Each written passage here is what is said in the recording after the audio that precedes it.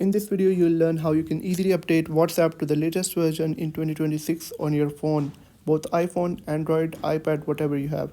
So first of all, if you are an iPhone user, first of all, you will have to head over to the App Store, simply search for WhatsApp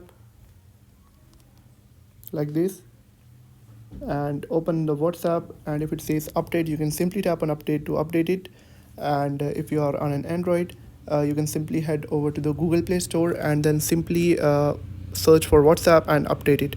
But in some cases you might see an option of open, which means that technically your app is already updated to the latest version, but you still don't have access to some of the latest features and stuff.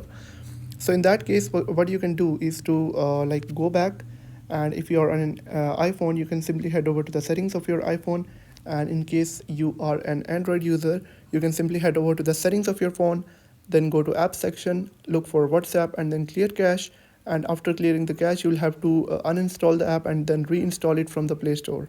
But in case of an iPhone, you'll have to head over to the general, then iPhone storage, then look for WhatsApp in the list of all the applications that have been installed on your phone, then offload app.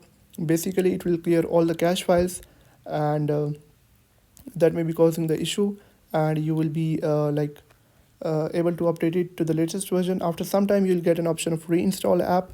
Simply tap on it, and basically it will force update your app to the latest version, and you'll be able to get access to all the latest features.